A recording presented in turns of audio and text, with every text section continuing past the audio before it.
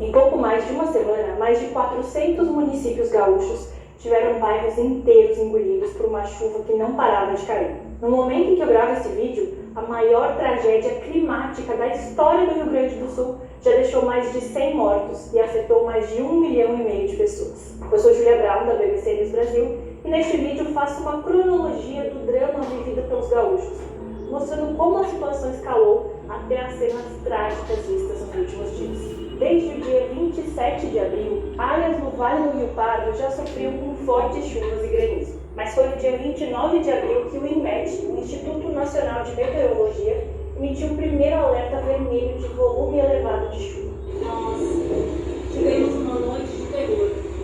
A partir das 2 horas, começou uma chuva intensa e não parou mais. Nesse mapa aqui, vemos as previsões de riscos hidrológicos do estado. Os riscos hidrológicos são os eventos extremos relacionados à água, nesse caso, chuva extrema, cheias e inundações. A mancha de risco elevado foi se expandindo e ficando cada vez mais vermelha ao longo dos dias, indicando a dimensão da tragédia que se anunciava. Bom, essas chuvas são resultado de uma combinação de fatores. A presença de uma corrente intensa de ventos, que deixa o clima instável, se juntou com uma onda de umidade que ficou retida sobre o Rio Grande do Sul. Ela foi impedida de avançar por conta de uma massa de ar quente estacionada no centro do país. E tudo isso foi potencializado pelo El Niño e também pelo aquecimento global, que torna os eventos climáticos mais frequentes e cada vez mais potentes. Um dia depois do primeiro alerta vermelho, foram registradas as primeiras 5 mortes da tragédia gaúcha, nas cidades de Paverama, Pantano Grande, Encantado e Santa Maria. Ali, a força da água foi tamanha que olha o estrago nessa ponte. 18 pessoas estavam desaparecidas naquele momento e 77 municípios estavam impactados pela água.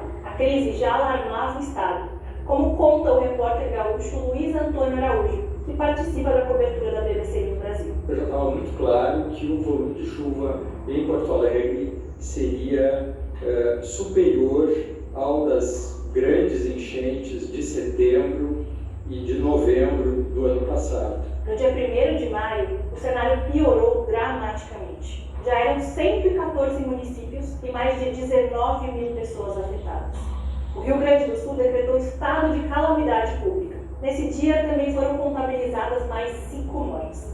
Metade das vítimas fatais até então eram de pessoas idosas. Entre as causas das mortes estavam descargas elétricas, afogamento e deslizamentos de terra, segundo a Defesa Civil. A partir do dia 2 de maio, o número de vítimas fatais disparou. 29 mortes registradas e com a mais profunda dor no coração, eu sei dizer que será ainda mais do que isso. Mais de 4.500 pessoas já estavam em abrigos em todo o estado. E a Defesa Civil advertiu que a barragem de 14 de julho, em Cotiporã, no centro-norte do estado, estava em processo de colapso. Famílias nas áreas de risco começaram a ser evacuadas. Eu vim aqui para ajudar o pessoal aí, para ajudar o pessoal da gente, né? Que está lá para baixo também, está muito perigoso, muita corrida para baixo.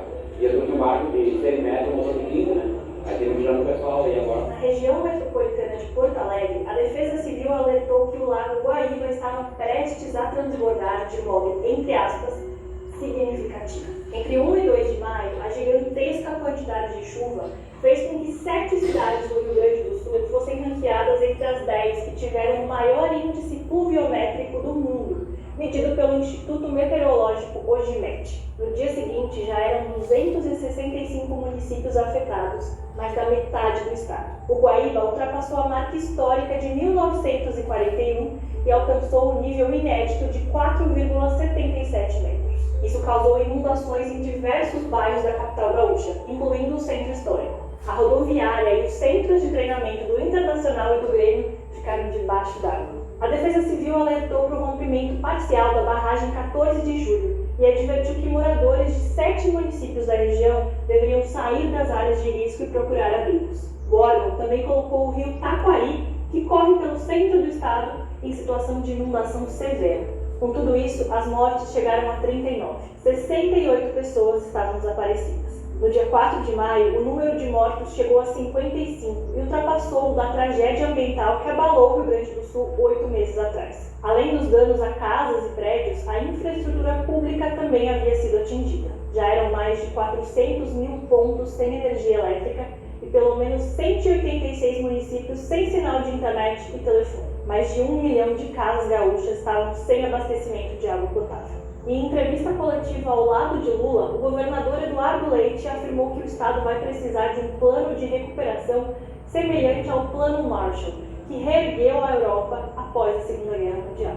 Sim, é um cenário de guerra no estado. E como cenário de guerra vai ter que ter o tratamento também do pós-guerra. O governo estadual restabeleceu o canal de doações por Pix SOS Rio Grande do Sul e criou contas para doações internacionais.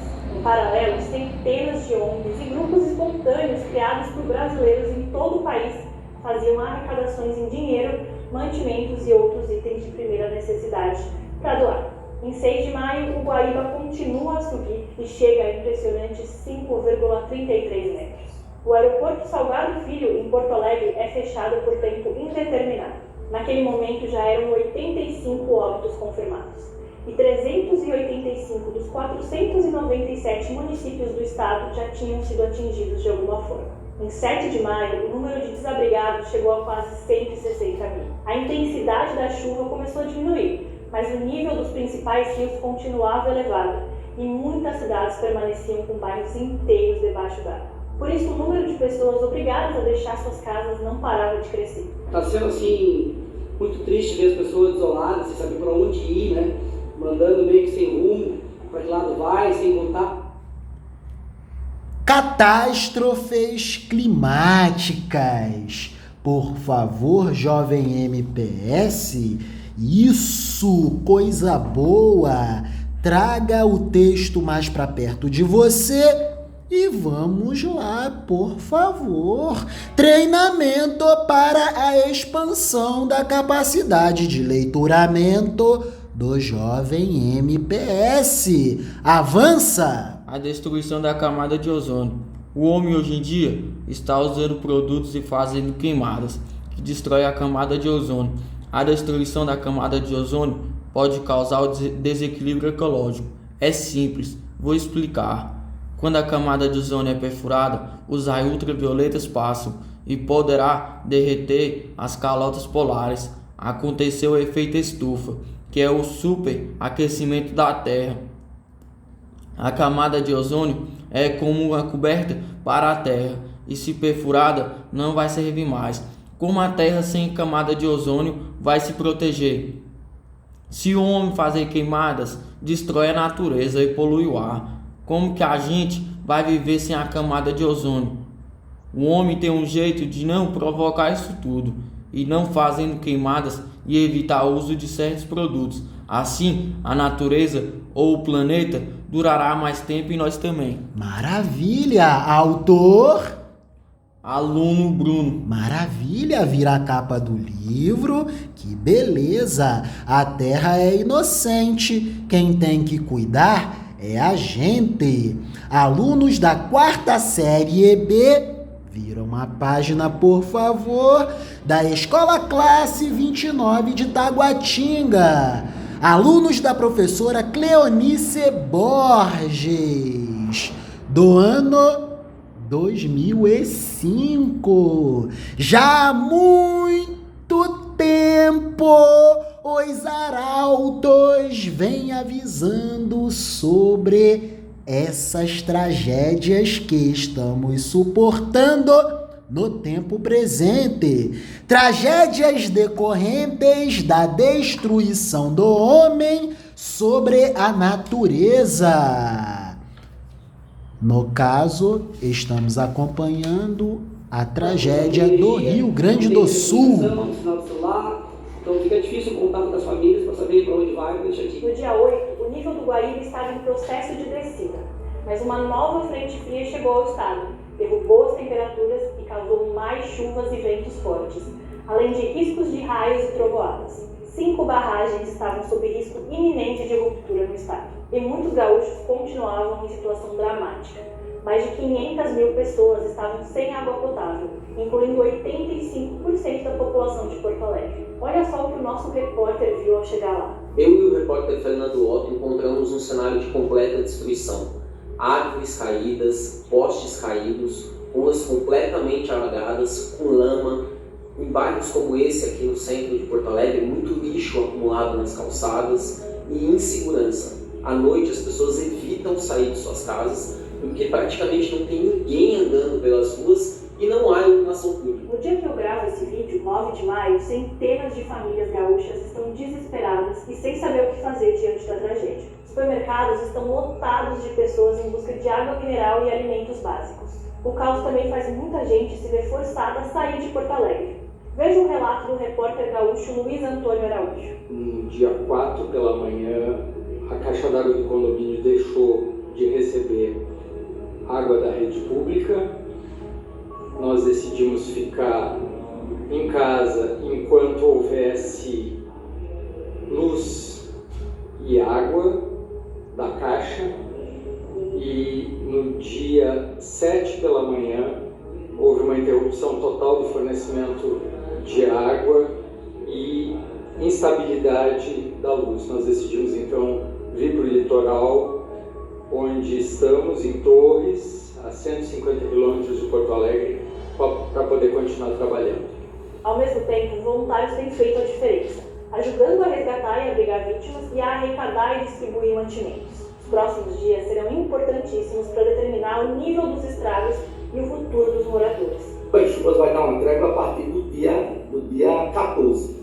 Dia 16, dia 17, as temperaturas vão chegar a patamares muito baixos, né? E vai chegar a temperatura abaixo de 0 grau, lá na Serra Gaúcha, lá onde ocorreu todos aqueles desastres todos, sabe? 16, 17, as temperaturas abaixo de 0 grau na região. Aí vai dar um período longo sem chuva na região sul, do dia 14 até mais ou menos pelo dia 25, não vai ter chuva. A ecologista Mercedes Bustamante explica que o Rio Grande do Sul sempre foi o ponto de encontro de sistemas tropicais e sistemas polares, o que cria um padrão que inclui períodos de chuvas intensas e outros de seca. E a tendência é que essa alternância se repita com cada vez mais intensidade. O secretário-geral da ONU, eu falo que ele tem uma imagem que é importante a gente sempre lembrar. A mudança climática é uma amplificadora de crises, né? Então, tudo aquilo que já podia acontecer, ela vai tornar mais drástica. Então, esses eventos meteorológicos, né, regionais ou localizados, eles vão tender a se acentuar. Porque num mundo mais quente, é mais energia que você tem acumulado sobre a superfície do planeta. E para impedir que uma tragédia como essa se repita, cidades inteiras vão ter que mudar de lugar. Essa é a avaliação do ecólogo Marcelo Ultra da Silva. Ele afirmou a nossa reportagem, entre aspas: é preciso afastar as infraestruturas urbanas desses ambientes de maior risco, que são as áreas mais baixas, planas e úmidas, as áreas de encostas, as margens de rios e as cidades que estão dentro de vales. Com isso eu fico por aqui, mas a gente continua acompanhando de perto essa crise. Siga a nossa cobertura em bbcbrasil.com, no YouTube, nas redes sociais e no nosso canal de WhatsApp. Obrigada!